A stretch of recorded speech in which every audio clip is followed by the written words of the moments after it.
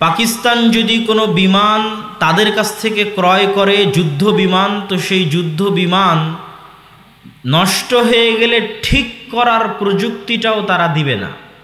ঠিক করতে চাইলে তুমি আবার টাকা দাও, আবার বিমান আমার দেশে পাঠাও, আমি আবার টাকার বিনিময়ে তোমাকে বিমান ঠিক করে পাঠাবো। এর নাম হচ্ছে জ্ঞান, বিজ্ঞান এবং প্রযুক্তির দাসত্ব। আমাদেরকে বুঝতে হবে যে আজকের মুসলিম বিশ্বে যে 57টি ইসলামী রাষ্ট্র আছে, এই 57টি ইসলামী রাষ্ট্র রাজনৈতিকভাবে স্বাধীন হলেও জ্ঞান এবং বিজ্ঞানে পরাধীন এবং অর্থনৈতিকভাবে পরাধীন।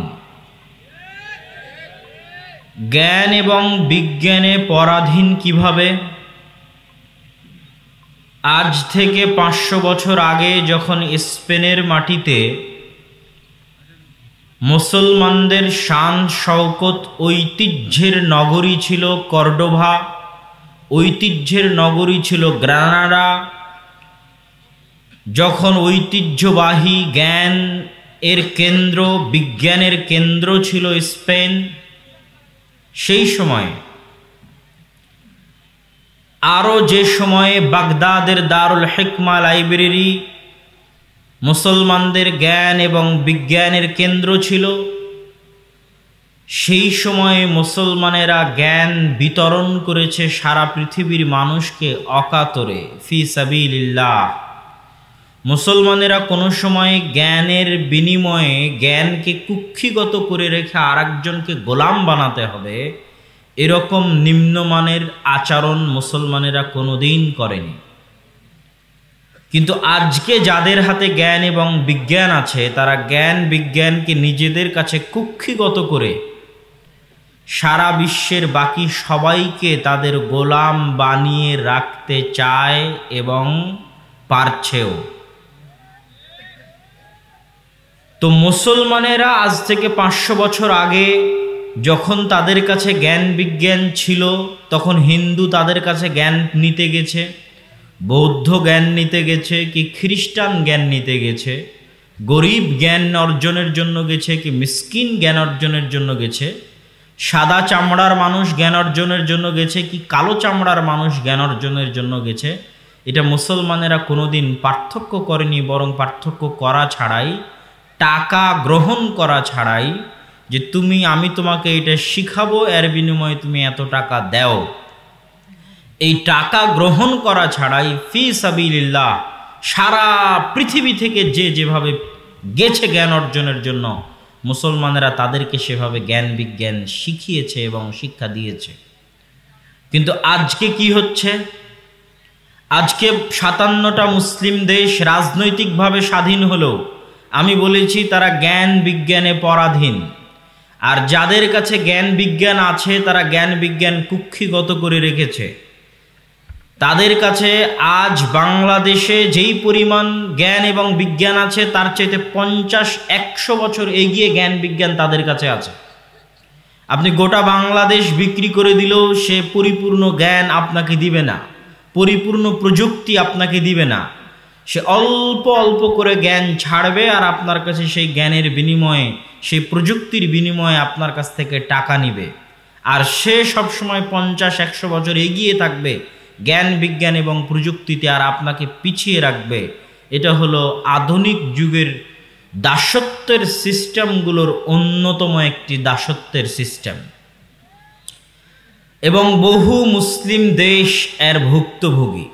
তার জ্বলন্ত উদাহরণ, যেমন পাকিস্তান যদি কোনো বিমান তাদের কাছ থেকে ক্রয় করে যুদ্ধ বিমান, তো সেই যুদ্ধ বিমান নষ্ট হয়ে গেলে ঠিক করার প্রযুক্তিটাও তারা দিবে না। ঠিক করতে চাইলে তুমি আবার টাকা দাও, আবার বিমান আমার দেশে পাঠাও, আমি আবার টাকার বিনিময়ে তোমাকে বিমান ঠিক করে পাঠাবো। এর নাম হচ্ছে জ্ঞান বিজ্ঞান এবং প্রযুক্তির দাসত্ব। কিন্তু দুঃখজনক কি? দুঃখজনক হচ্ছে যে আজকে এই দাসত্ব মুসলমানেরা ভোগ করছে। এই দাসত্বের গেড়াকলে মুসলমানেরা তাদের জীবন যাপন পার করছে। এটা তাদের দোষ না মুসলমানদের দোষ? এটার দোষ হচ্ছে মুসলমানদের, তাদের দোষ নয়। কি জন্য? আমি এখন ইউরোপে পড়াশোনা করি, যুক্তরাজ্যে পড়াশোনা করি, তাদের দেশের বিশ্ববিদ্যালয়ের সাথে আমাদের দেশের শিক্ষা দীক্ষার তুলনা করার সামর্থ্য, বুঝ, বুদ্ধি, অভিজ্ঞতা আমার হচ্ছে এবং হয়েছে। সেই আলোকে আপনারা জানেন, যারা এখানে স্টুডেন্ট আছে, ছাত্র আছে, শিক্ষিত শ্রেণী আছে, তাদের উদ্দেশ্য করেই মূলত আমি বক্তব্যটা দিচ্ছি। এখানে আমার যুবক সমাজ দ্বারা উদ্দেশ্য, যারা ছাত্র, যারা পড়ালেখা করে, তারাই উদ্দেশ্য।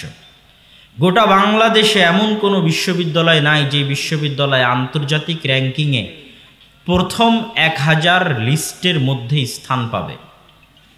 অথচ যেই পাকিস্তানকে আমরা সকাল সন্ধ্যা গালি দিই, তাদেরও 4-5টা বিশ্ববিদ্যালয় এরকম আছে যেগুলো প্রথম 400, 500, 600-র মধ্যে আছে।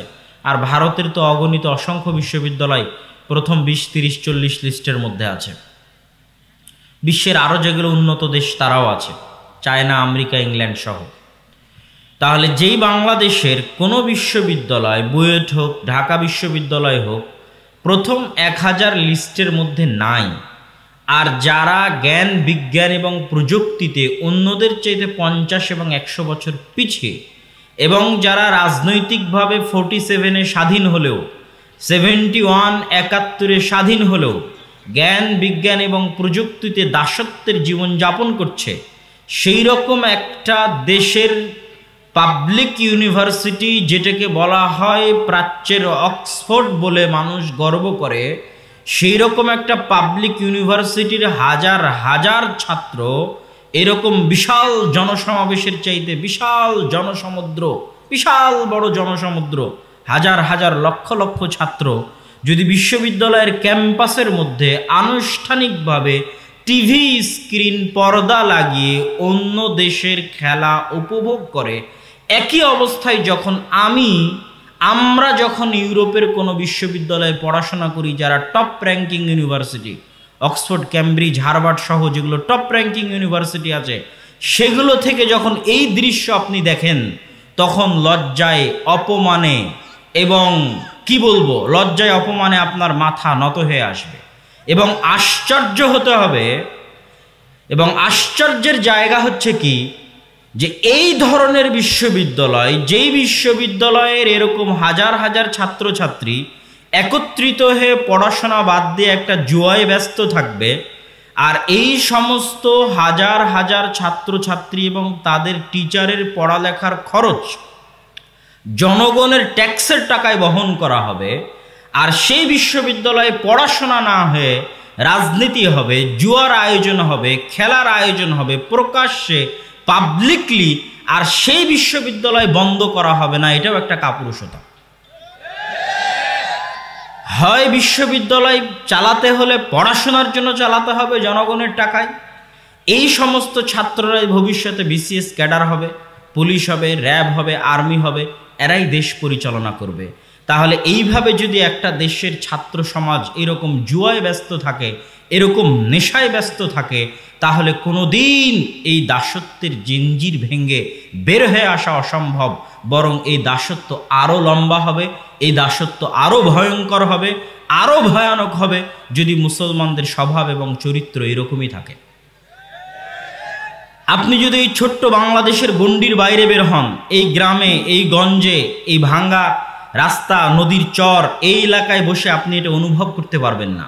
যখন আপনি বাংলাদেশের পাসপোর্ট গলায় ঝুলিয়ে দেশের বাইরে বের হবেন, তখন আপনি অনুভব করতে পারবেন যে এই পাসপোর্টটাও একটা দাসত্ব। এই পাসপোর্ট নামে বাংলাদেশি পাসপোর্ট যে আপনার গলায় ঝুলিয়ে দেওয়া হয়েছে, এটা একটা দাসত্বের আলামত, যে ইউ আর এ স্লেভ, আপনি একজন দাস, গোলাম।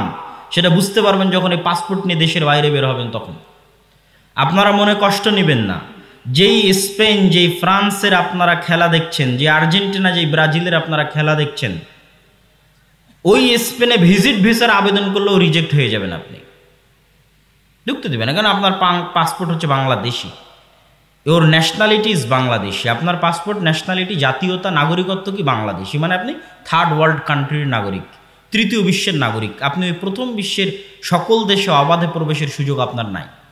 যদি সুযোগ হয়ও, তাহলে যারা প্রথম বিশ্বের নাগরিক তাদের ইমিগ্রেশনে যেই পরিমাণে চেকিং হবে, যখন দেখবে বাংলাদেশ আপনাকে তখন 1 ঘন্টা, 5 ঘন্টা, 10 ঘন্টা, 20 ঘন্টা ন্যাংটা করে আপনাকে পরীক্ষা করবে।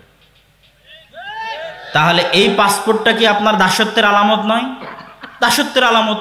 কিন্তু এই পাসপোর্ট গলায় ঝুলিয়ে যারা আপনাকে ন্যাংটা করে ইমিগ্রেশনে আপনাকে চেকিং করবে, আপনার এই ন্যাশনালিটি হওয়ার কারণে যে ওর বাংলাদেশি, সেই বাংলাদেশে বসে আপনি এবার তাদের খেলা দেখেন। তাহলে আপনার ভাগ্যে যদি গোলামি না থাকে, তাহলে কার ভাগ্যে গোলামি থাকবে? কে গোলামি করবে? শয়তান চায় মানুষকে মৃত্যুর কথা ভুলিয়ে রাখতে, মানুষ যেন মরণের কথা স্মরণ না করতে পারে। তো আগের যুগে শয়তানকে মানুষকে এই কথাটা ভুলিয়ে রাখতে কষ্ট বেশি হতো। আর আজকের যুগে যখন থেকে এই মোবাইল এসেছে তখন থেকে, এবং এই যে খেলাধুলা, জুয়া, খেলার সাথে তো জুয়া ওতপ্রোতভাবে জড়িত, এই বিপিএল, আইপিএল, ক্রিকেট, ফুটবল, বিশ্বকাপ, এই খেলাধুলার জুয়া এবং এই মোবাইল, সামাজিক যোগাযোগ মাধ্যম, টিকটক, ফেসবুক, ইউটিউব, এগুলো আসার পর শয়তানের জন্য সহজ হয়ে গেছে যে মানুষ যেন ভুলেও মনে না করতে পারে যে মানুষ একদিন মারা যাবে। কেন? ঘুমাতে ঘুমাতেও মোবাইল চালায়, ঘুম থেকে উঠেও মোবাইল চালায়, চলতে ফিরতে খেলার গল্প, উঠতে বসতে খেলার গল্প, সব সময় নতুন নতুন চমক এবং নতুন নতুন নিউজ এবং নতুন নতুন ভিডিও স্ক্রল করতে করতে ঘন্টা পার হয়ে যাবে, প্রতি সেকেন্ডে নতুন নিউজ, নতুন কিছু।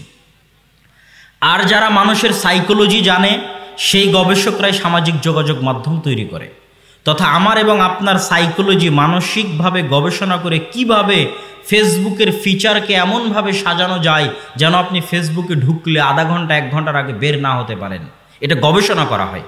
টিকটকের ফিচারকে কিভাবে এমনভাবে সাজানো যায় যেন একবার টিকটকে ঢুকলে আপনি আধা ঘন্টা 1 ঘন্টার আগে বের না হতে পারেন। আর আমরা কেউই বুঝতে পারি না যে আমরা সবাই নিজের অজান্তে এই ফেসবুক, এই ইউটিউব, টুইটার, টিকটক এদের পণ্য হিসেবে ব্যবহৃত হচ্ছে। এটা কিন্তু আমরা কেউ অনুভব করতে পারি না। আমরা কিন্তু সবাই দিন শেষে একটা প্রোডাক্ট, তারা সবাই আমাদেরকে একটা পণ্য হিসেবে ব্যবহার করতেছে। কিভাবে পণ্য হিসেবে ব্যবহার করতেছে? আপনি যদি গুগলে সার্চ করেন টিকিটের বিষয়ে, তাহলে তার আধা ঘন্টা পরে যদি আপনি ফেসবুকে যান, দেখবেন টিকিটের অ্যাড আপনার মোবাইলে চলে আসছে, শো করতেছে, অথচ আধা ঘন্টা আগে আপনি টিকিট নিয়ে সার্চ করেছিলেন। তাহলে আপনি যে টিকিট নিয়ে সার্চ করলেন, এটা তারা জানতে পারলো। জানতে পারার পরে আপনার সামনে টিকিট বিষয়ক অ্যাড পেশ করা হলো। তাহলে আপনার সকল তথ্য, সকল প্রাইভেসি তাদের কাছে পাচার হয়ে যাচ্ছে, এবং সেই তথ্য, সেই ইনফরমেশনকে ভিত্তি করে তারা আপনাকে পুঁজি করে বিভিন্ন কোম্পানির সাথে বিজনেস করতেছে। তাহলে দিন শেষে আমি আর আপনি একটা প্রোডাক্ট। তো যাক, ওই কথায় আমি না যাই। আমি যেটা বলতে চাচ্ছি সেটা হচ্ছে, শয়তান চেষ্টা করে এই সমস্ত জুয়া, এই সমস্ত নগ্নতা, এই সমস্ত বেহায়াপনা দিয়ে মানুষকে কি ভুলিয়ে রাখতে? কি ভুলিয়ে রাখতে? মৃত্যু ভুলিয়ে রাখতে, যে আমরা একদিন মারা যাব। এটা সবচেয়ে বাস্তব, সবচেয়ে বড় রিয়ালিটি। 2 নাম্বার, ওই একই জিনিস প্রয়োগ করে সাম্রাজ্যবাদী শক্তি চায় আপনাকে গোলাম বানিয়ে রাখতে। একই মূলনীতি, একই পদ্ধতি ব্যবহার করে, যেই মূলনীতি ব্যবহার করে শয়তান আমাকে আপনাকে ভুলিয়ে রেখেছে যে আমরা মারা যাব, ওই একই মূলনীতি, একই পদ্ধতি ব্যবহার করে সাম্রাজ্যবাদী শক্তি চায় আমাকে এবং আপনাকে গোলাম বানিয়ে রাখতে। কিভাবে? আচ্ছা, যেই মাথা থেকে পারমাণবিক বম আবিষ্কার হয়েছে, ওই যে ছেলেটা গতকাল আর্জেন্টিনার খেলা দেখলো, ওর মাথায় কি ওই রকম ব্রেন আপনারা মনে করেন নাই? এরকম ব্রেন কি তার মাথায় থাকতে পারে না? পারে না? বলেন, থাকতে পারে না? পারে না? পারে। গতকাল রাতে সারা বাংলাদেশে যত হাজার হাজার ছাত্র তাদের ব্রেনকে, তাদের সময়কে এই খেলার পেছনে কাটিয়েছে, তাদের মাথায় কি পারমাণবিক বম তৈরি করার ক্ষমতা থাকতে পারে না? পারে না? পারে। তাদের মাথায় কি চন্দ্র মঙ্গল গ্রহে যাওয়ার যন্ত্র তৈরি করার ক্ষমতা থাকতে পারে না? পারে না? পারে। তাদের মাথায় কি করোনা ভাইরাসের টিকা তৈরি করার মতো গবেষণা শক্তি থাকতে পারে না? পারে না? পারে। কিন্তু উন্নত বিশ্ব, ফার্স্ট ওয়ার্ল্ড কান্ট্রি, যারা সাম্রাজ্যবাদী শক্তি, যারা চায় আমাকে এবং আপনাকে গোলাম বানিয়ে রাখতে, তারা চায় না যে আপনার মেধা ওই জ্ঞানের পিছনে ব্যয় হোক। তখন আপনার মেধার প্রোডাক্টিভিটি নষ্ট হয়ে যায়। প্রোডাক্টিভ প্রতিটা মেশিন উৎপাদন করে, আমরাও একটা মেশিন, বিশাল যন্ত্র। পৃথিবীর সবচেয়ে বড় সম্পদ আমাদের এই মাথা, এই বিশাল শক্তিশালী পাওয়ারফুল যন্ত্র। এখান থেকে আমি কি উৎপাদন করছি প্রতিদিন? এই উৎপাদন ক্ষমতা নষ্ট করে দিবে মোবাইল, এই উৎপাদন ক্ষমতা নষ্ট করে দিবে জুয়া, উৎপাদন ক্ষমতা নষ্ট করে দিবে খেলা। তাহলে রেজাল্ট কি দাঁড়াবে? রেজাল্ট দাঁড়াবে যে এই বাংলাদেশিরা, এই বাঙালিরা, তোরা জন্ম নিবি, খেলা দেখবি আর মারা যাবি, জন্ম নিবি, খেলা দেখবি আর মারা যাবি, আর আমরা জ্ঞান বিজ্ঞান আবিষ্কার করব আর তোদেরকে গুলি করে তোদেরকে মারব। ঠিক আছে না? এটাই হচ্ছে সামারি। আপনার সন্তানেরা জন্ম নিবে, টিকটক ফেসবুক দেখবে আর খেলা দেখবে আর দুনিয়া থেকে বিদায় নিবে। এই যে যত যুবক আছে এরা জন্ম নিবে, খেলা দেখবে, মোবাইল ব্যস্ত থাকবে, দুনিয়া থেকে বিদায় নিবে, পেশাব করবে, পায়খানা করবে আর দুনিয়া থেকে চলে যাবে। আর যারা তাদের সময়কে প্রোডাক্টিভ ওয়েতে কাজে লাগিয়েছে তারা আপনাদেরকে শাসন করবে, আপনারা তাদের গোলাম হয়ে জীবনযাপন করবেন। একদম সিম্পল মূলনীতি, একদম সহজ মূলনীতি। শয়তান আপনাকে মৃত্যুকে ভুলিয়ে রেখে নিয়ে যাবে জাহান্নামে, আর দুনিয়াতে এরা আপনাকে, আপনার প্রোডাক্টিভ ব্রেনকে নষ্ট করে দিয়ে আপনাকে বানিয়ে রাখবে গোলাম। তাহলে দুনিয়াতে হলো গোলামের জিন্দেগি আর পরকালে হলো জাহান্নাম। ঠিক আছে? দুনিয়াতে হচ্ছে গোলামির জিন্দেগি। ওই গোলামির জিন্দেগি কেমনে পরীক্ষা করবেন? গলায় বাংলাদেশি পাসপোর্ট ঝুলিয়ে দেশের বাইরে বের হবেন, তখন পরীক্ষা করবেন যে আরে গোলাম। এবং আপনাদের দেশের যারা উপর পর্যায়ের তারাও বুঝতে পারে যে তারা বাইরে গেলে গোলাম। যারা দেশের নেতৃত্ব দিচ্ছে তারাও যখন দেশের বাইরে যায় তখনও তারা ট্রিটেড হয়, তাদের সাথেও ওই ধরনের ব্যবহার করা হয় যে সে কোন দেশের, সে কোন দেশের প্রধানমন্ত্রী, কোন দেশের রাষ্ট্রপতি, ও বাংলাদেশ, আচ্ছা আচ্ছা। তখন তার সাথে যে ধরনের ব্যবহার করা হয় সেও ফিল করে যে আমি আসলে একটা গোলাম দেশের দায়িত্ব পালন করতেছি এবং আমিও আসলে একটা গোলাম। এবং আপনি যদি ফিল করতে চান আপনিও বাংলাদেশি পাসপোর্ট নিয়ে বাইরে বের হবেন, তখন বুঝতে পারবেন যে আপনিও আসলে একটা গোলাম। কিন্তু এই গোলামির জিঞ্জির ভাঙবে কিসে?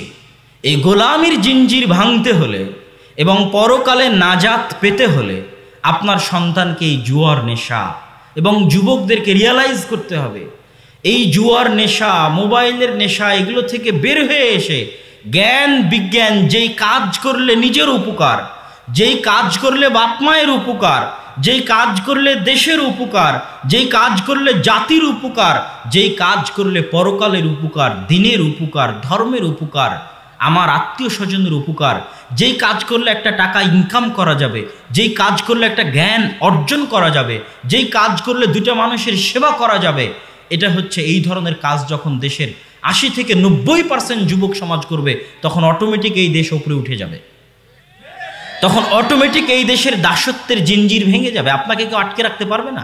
শুধু তাদের ব্রেন আছে আর আপনার ব্রেন না এটা নয়, কিন্তু আপনার ব্রেন যেন আপনি ব্যবহারই না করতে পারেন তার জন্য সকল আঞ্জাম প্রস্তুত করা আছে, সকল রাস্তা উন্মোচন করা আছে। আসলে প্যান্ডেল আজকের জনগণের উপস্থিতির তুলনায় অনেক ছোট হয়ে গেছে, তো এই জন্য আপনারা ধৈর্য ধারণ করা ছাড়া আসলে কোনো উপায় নেই। তবে উপস্থিত ইনস্ট্যান্ট যদি এই দুই সাইডে কিছু কাপড় দেওয়া যায় বা কিছু আউর খড় বিছানো যায় বসার জন্য, যদি থাকে তাহলে আমি অনুরোধ করব। এবং ওই পিছনে অনেক মানুষ দাঁড়িয়ে আছে, দুই ধারে মানুষ দাঁড়িয়ে আছে। আর যদি ব্যবস্থা না থাকে তাহলে আমাদের ধৈর্য ধারণ করা ছাড়া আসলে কোনো উপায় নেই। তো আমরা কি আলোচনা করছিলাম? আমাদের যুবক সমাজের অধঃপতন। আমাদের যুবক সমাজের অধঃপতন বলতে গিয়ে আমরা ১ নম্বর পয়েন্ট বলেছি যে আমরা জাতিগতভাবে গোলাম, জাতিগতভাবে দাস। 47-এ আমাদের যে স্বাধীনতা হয়েছে ওটা রাজনৈতিক, 71-এ যে স্বাধীনতা হয়েছে ওটা রাজনৈতিক। আর এখন আমরা গোলাম আছি জ্ঞান বিজ্ঞান প্রযুক্তিতে এবং অর্থনীতিতে। অর্থনীতিতে অর্থনৈতিকভাবে কিভাবে গোলাম আছি সেটাও আপনি একটু বুঝেন। সুদী অর্থনীতি, পুঁজিবাদী অর্থনীতি গোলামির সবচেয়ে বড় মাধ্যম। সুদী অর্থনীতি, পুঁজিবাদী অর্থনীতি দাসত্বের সবচেয়ে বড় মাধ্যম। এই পুঁজিবাদী এবং সুদী অর্থনীতি কেন দাসত্বের সবচেয়ে বড় মাধ্যম আমি সংক্ষিপ্তভাবে আপনাদেরকে বোঝানোর চেষ্টা করব। যারা একটু শিক্ষিত মানুষ তারা অবশ্যই ভালোভাবে বুঝতে পারবেন, যাদের অর্থনীতি সম্পর্কে জ্ঞান আছে তারা আরও ভালোভাবে বুঝতে পারবেন। আর যারা বুঝতে কষ্ট হবে তারা যতটুকু বুঝার সম্ভব ততটুকু আপনারা বুঝার চেষ্টা করবেন। ইসলামী অর্থনীতির মূল ভিত্তি হচ্ছে টাকাকে তার গতিতে চলতে দাও। আজকে আমরা যেই নদীর উপর বসে আছি, যেই নদীর চরে বসে আছি, নদীর পানির নিজস্ব গতি আছে, নিজস্ব স্রোতের গতি আছে। আপনি যদি নদীর পানিকে তার গতিতে চলতে না দেন, নদীর পানিকে নিজের ইচ্ছা মতো খাল, নালা, বিল, বাঁধ, ড্যাম তৈরি করে নিজের ইচ্ছা মতো কৃত্রিমভাবে ব্যবহার করার চেষ্টা করেন, তাহলে প্রকৃতি ক্ষতিগ্রস্ত হয়, নদী ভাঙ্গন বেশি হয় এবং বন্যা বেশি তৈরি হয়, প্রাকৃতিক দুর্যোগ বেশি দেখা যায়। এই জন্য নদীকে তার গতিতে চলতে দিতে হয়। ঠিক নদীর মতোই টাকার নিজস্ব গতি আছে। টাকার নিজস্ব গতি কি? আপনারা কথা না বলে আস্তে আস্তে কাজটা সারার চেষ্টা করেন। টাকার নিজস্ব গতি কি? টাকার সবচেয়ে বড় গতি হচ্ছে কাজ করে টাকা ইনকাম করতে হবে। একটু বুঝেন, সহজ কথা একদম। টাকার নিজস্ব গতি হচ্ছে কাজ করে টাকা ইনকাম করতে হবে, তথা বসে থেকে টাকা পাওয়া টাকার গতি নয়।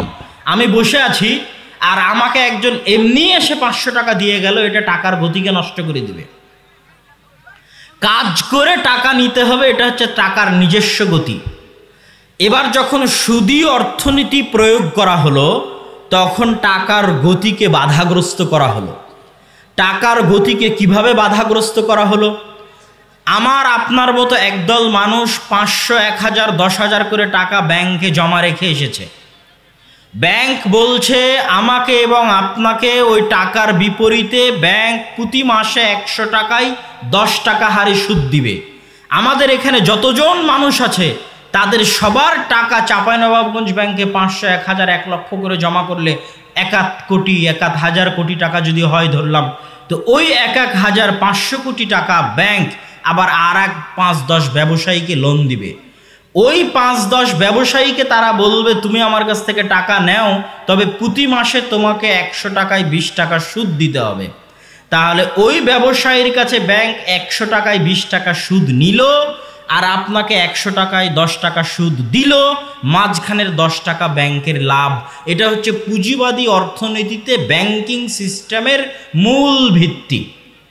ব্যাংকিং সিস্টেমের মূল ভিত্তি হাজার হাজার মানুষের কাছে টাকা নিবে, নির্দিষ্ট কিছু ব্যবসায়ীকে টাকা দিবে, ব্যবসায়ীর কাছে উচ্চ হারে সুদের লোনের বিপরীতে টাকা নিবে, সুদ নিবে, আর ওটার চাইতে কম হারে সুদে গ্রাহককে মুনাফা বা লাভ বা ইন্টারেস্ট দিবে। আর মধ্যের ইনকামটা ব্যাংকের ইনকাম, সেই ইনকাম দিয়ে ব্যাংকের কর্মচারী, ম্যানেজার, কর্মকর্তা, কর্মচারী তারা চলবে। এটা হচ্ছে সিম্পল মূলনীতি।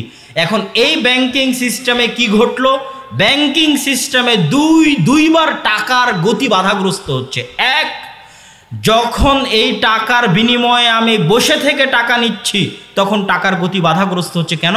ওই টাকাটা আমি একটা জিনিস, একটা কলম কেনার বিনিময়ে যদি টাকা নিতাম তবুও টাকার গতি ঠিক থাকতো, যে একটা পণ্য একজনের হাত থেকে আরেকজনের হাতে গেল তাই আমি টাকাটা পেলাম, আমি একটা কাজ করলাম তাই আমি টাকাটা পেলাম।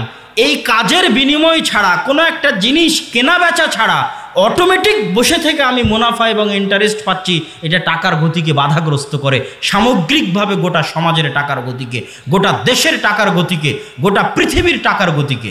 আর ওই যে একদল ব্যবসায়ী যে 1,500 কোটি টাকা নিল, নিয়ে কোনো জিনিস বিক্রি করা ছাড়া, কোনো জিনিস কিনা ছাড়া, কোনো কাজ করা ছাড়া অতিরিক্ত টাকা যখন ব্যাংকে দিচ্ছে, তখন তার টাকার গতি বাধাগ্রস্ত হচ্ছে এবং সেটা সামগ্রিকভাবে গোটা দেশে এবং গোটা পৃথিবীতে টাকার গতিকে বাধাগ্রস্ত করতেছে। ফলে কি হচ্ছে?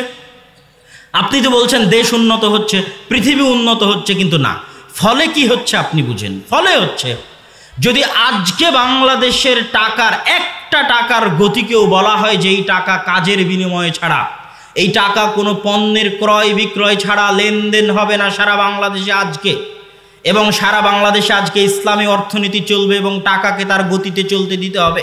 টাকা যখন তার নিজস্ব গতিতে চলবে তখন যে 500 টাকার মালিক হওয়ার কথাও 500 টাকারই মালিক হবে, যে 1000 কোটি টাকার মালিক হওয়ার কথা 1000 কোটি টাকারই মালিক হবে, তথা 1000 কোটি টাকার মালিক হওয়ার মতো যে পরিশ্রম করেছে ও 1000 কোটি টাকার মালিক হবে, যে 50,000 টাকার মালিক হওয়ার মতো পরিশ্রম করেছে ও 50,000 টাকারই মালিক হবে, যে 500 টাকা অর্জন করার মতো পরিশ্রম করেছে ও 500 টাকারই মালিক হবে। এটা হচ্ছে টাকা যখন তার নিজের গতিতে চলবে।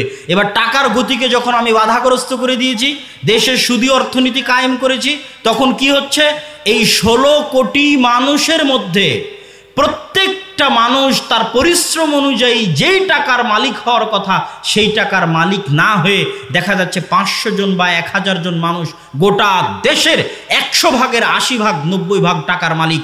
আর আমরা আর আপনারা যে অর্থনৈতিক কষ্টে আছি, গরিব থেকে গরিব হচ্ছি, এটা মূলত এই গোটা দেশে সুদী অর্থনীতি চলতেছে তার কারণে। এর দ্বিতীয় কোনো কারণ নাই। আমার এবং আপনার গরিব থাকার আর দ্বিতীয় কোনো কারণ নাই। আপনি মনে করতেছেন গরিব থেকে উদ্ধার হওয়ার জন্য লোন নিব, আপনি আরো গরিব হবেন। কেননা ক্ষুদ্র ঋণ নিয়ে আপনি ধনী হতে পারবেন না। এমন সিস্টেম এই সুদী অর্থনীতির, যে কোটি কোটি টাকা চুরি করে নিবে ওই সবচেয়ে বড় ধনী হবে, যে হাজার হাজার কোটি টাকা ঋণ ফাঁকি দিবে ও সবচেয়ে বড় ধনী হবে। তো ওই যে হাজার হাজার কোটি টাকা সে নিয়ে গেল, ওটা তো আমার আপনার টাকা।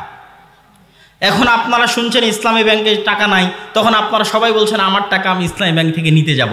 কিন্তু এটাও অর্থনীতিতে খুব ভুল সিদ্ধান্ত। কি জন্য ভুল সিদ্ধান্ত? আপনাকে বাংলাদেশ সরকার টাকা ছাপিয়ে দিয়ে দিবে, আপনি টাকা নিতে যাবেন, টাকা ছাপিয়ে দিয়ে দিবে, টাকার তো কোনো সমস্যা নেই। কি ঘটবে? একটা বাড়ির দাম 5 কোটি টাকা, এই বাড়ির 5 কোটি টাকার বিপরীতে আমি 10 কোটি টাকা ছাপিয়ে মানুষকে দিয়ে দিয়েছি।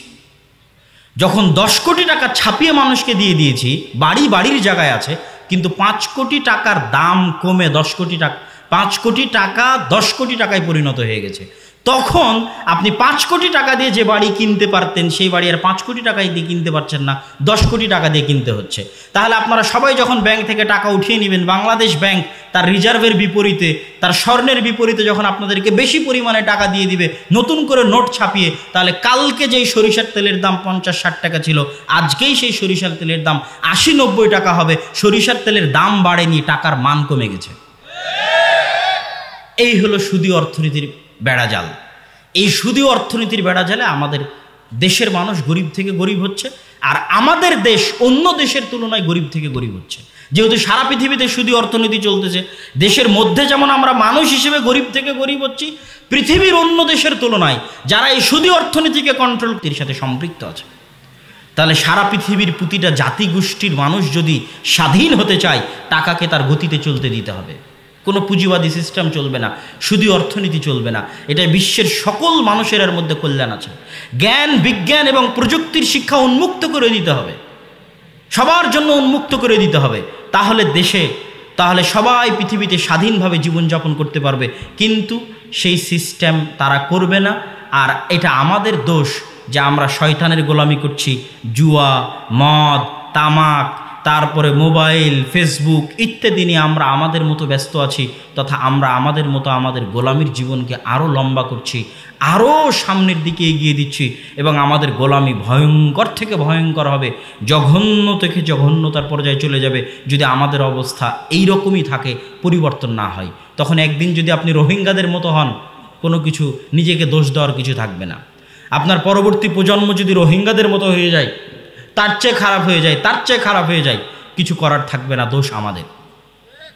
আমরা আমাদের সময়কে, আমাদের যুবক সমাজ নষ্ট হয়ে গেছে, আমাদের ছাত্র সমাজ নষ্ট হয়ে গেছে। অতএব সম্মানিত উপস্থিতি, আমি আমার বক্তব্যের এই আলোচনার প্রথম অংশে যুবক এবং ছাত্র সমাজের যে অধঃপতন এবং আমাদের গোলামি এবং দাসত্বের যে চিত্র, সেই চিত্রের সামান্য অংশ আপনাদের সামনে তুলে ধরার চেষ্টা করেছি।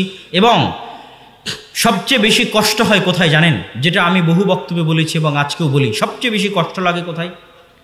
যখন দেখি সৌদি আরব, কুয়েত, কাতার, বাহরাইন এদের মতো বড় বড় আরব কান্ট্রির দেশ, যাদের কাছে কোটি কোটি টাকা আছে, যারা সেই কোটি কোটি টাকা জ্ঞান বিজ্ঞানের পিছনে লাগাতে পারত, সঠিক দেশ এবং জাতির উন্নয়নের পিছনে লাগাতে পারত, সেটার পিছনে ফোকাস না করে তারা এমন একটা বিষয়ের পিছনে ফোকাস করছে, মানুষ বলছে যে সে বিশ্বকাপ আয়োজন করে ইসলাম প্রচার করছে। এটা ভুয়া কথা। ওই বিশ্বকাপ আয়োজনে যত কোটি কোটি টাকা খরচ হয়েছে, ওই কোটি কোটি টাকা অন্য কোনো কাজে লাগালে মুসলিম বিশ্ব, মুসলিম জাতির আরও বেশি উপকার হতো। এই বিশ্বকাপ আয়োজনের চাইতে আরও বেশি উপকার হতো। কোনো একটা হারাম বিষয়কে ডিফেন্ড করার জন্য তার সাথে ধর্ম যুক্ত করার কোনো প্রয়োজন নাই। যেটা হারাম সেটা হারাম, সে পৃথিবীতে যেই করুক না কেন। তো সবচেয়ে কষ্ট কোথায় হয়, যে আজকে যদি অন্তত যতজন এই খেলার সাথে সম্পৃক্ত তারা যদি অন্তত এই ইতিহাসটা জানতো তবুও কষ্ট কমতো, কিন্তু তারা জানেই না। কি জানে না? যে আজকে যেই সমস্ত ক্লাবে এই সমস্ত প্লেয়াররা খেলে, মেসির 10 নম্বর গেঞ্জি দেখবেন সৌদি আরবের ছোট ছোট বাচ্চারাও পরে মসজিদে পর্যন্ত চলে যাচ্ছে, মসজিদে নববীতে পর্যন্ত চলে যাচ্ছে, গায়ে মেসির 10 নম্বর গেঞ্জি। আমি দেখেছি সৌদিতে যখন ছিলাম, এতটা তাদের মধ্যে জুনুন এবং পাগলামি কাজ করে। আমার কথা হচ্ছে, ঠিক আছে, সে যদি ন্যূনতম এতটুকু নলেজ রাখতো তাহলে আমার কষ্টটা কমতো। কি ন্যূনতম নলেজ? যে আজকে যতগুলো ক্লাব আছে ফুটবলের, বার্সেলোনা হোক, রিয়াল হোক, মাদ্রিদ হোক, সেগুলো সব স্পেন ভিত্তিক ক্লাব। আর ওই স্পেনের মাটির মালিক এক সময় আমরা ছিলাম। এই সামান্য ইতিহাসটুকু, স্পেনের হৃদয় বিদারক ইতিহাস, যদি সরিষা সমপরিমাণ জ্ঞান থাকতো, তারপরেও যদি সে সাপোর্ট করে খেলা দেখে সেটা তার ব্যাপার, কিন্তু জ্ঞান যদি অন্তত থাকতো যে আমি যেই দেশের খেলা দেখছি, যাদের সাপোর্ট করছি, যেই ক্লাবের সে খেলে, সেটার বাস্তব ইতিহাস হচ্ছে এইটা, যে 1 এপ্রিলে মুসলমানদেরকে গ্রানাডার মসজিদে, কর্ডোভার মসজিদে একত্রিত করে চারিদিক দিয়ে আগুন জ্বালিয়ে একদিনে 70,000 নারী পুরুষ মুসলমানকে জ্বালিয়ে হত্যা করা হয়েছে স্পেনের মাটিতে। স্পেনে যান, স্পেনে এখনও মুসলমানদের সেই সমস্ত বিল্ডিং, সেই সমস্ত বিশ্ববিদ্যালয়, সেই সমস্ত ঐতিহ্যবাহী মসজিদ যেগুলো এখন গির্জা হিসেবে ব্যবহার হচ্ছে, ওগুলো সব আছে। স্পেনে বড় বড় আলেমের জন্ম হয়েছে। তাফসিরে কুরতুবির নাম যদি কারো জানা থাকে, তাফসিরে কুরতুবির লেখক কুরতুবি, এটা আর ইংরেজিতে যেটাকে আমরা কর্ডোভা বলি, সেটাকে আরবিতে বলা হয় কুরতুবা। তথা উনি কর্ডোভার আলেম ছিলেন। হাফিজ ইবনে আব্দুল বার, হাফিজুল মাগরিব, বিশাল বড় আলেম ইবনে আব্দুল বার। আজও সারা পৃথিবীর এমন কোনো আলেম নাই যে ইবনে আব্দুল বারকে চিনে না। স্পেনের আলেম ছিলেন। ইবনে হাজাম আন্দালুসি, সারা পৃথিবীর এমন কোনো মাদ্রাসার ছাত্র নাই, এমন কোনো কোরআন এবং হাদিসের জ্ঞানান্বেষণকারী নাই যে ইবনে হাজাম আন্দালুসির নাম শুনেনি। স্পেনের আলেম ছিলেন। এরকম বড় বড় উঁচু উঁচু মাপের জ্ঞানী, বিজ্ঞানী তো বহু দূরের কথা, বড় বড় উঁচু উঁচু মাপের আলেম ওলামা স্পেনের মাটিতে জন্ম হয়েছে। সেখানে মুসলমানদের দার্স ছিল, মাদ্রাসা ছিল। সেই স্পেনের মাটি থেকে মুসলমানদেরকে এমনভাবে উচ্ছেদ করা হয়েছে, এমনভাবে উচ্ছেদ করা হয়েছে, পৃথিবীর আর দ্বিতীয় কোনো কান্ট্রি নাই, আর দ্বিতীয় কোনো জায়গা নাই, আর দ্বিতীয় কোনো দেশ নাই যেখানে মুসলমানেরা প্রবেশ করেছে অথচ সেখানে এখন জন্মসূত্রে মুসলমান পাওয়া যায় না। কোনোদিন মুসলমানেরা গেছে আর এখন জন্মসূত্রে মুসলমান পাওয়া যায় না, এরকম কোনো দেশ নাই। যান থাইল্যান্ডের মিন্দানাওয়ে যান, তারপরে হচ্ছে আপনার ফিলিপাইনের মিন্দানাওয়ে যান, থাইল্যান্ডের পাত্তানিতে যান। 500-600 বছর আগে মুসলমানেরা সেখানে গেছিল, এখনও সেখানে আপনি জন্মগত মুসলমান পাবেন। চায়নার উইঘুরে যান, হাজার হাজার বছর আগে মুসলমানেরা গেছিল, এখনও সেখানে জন্মগত মুসলমান পাবেন। আরাকানে জন্মগত মুসলমান পাচ্ছেন, বাংলাদেশে পাচ্ছেন।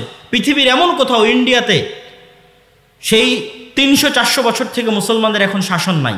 190 বছর ব্রিটিশরা শাসন করেছে, 70 বছর থেকে ব্রাহ্মণ্যবাদীরা শাসন করতেছে, সেখানেও মুসলমানেরা আছে।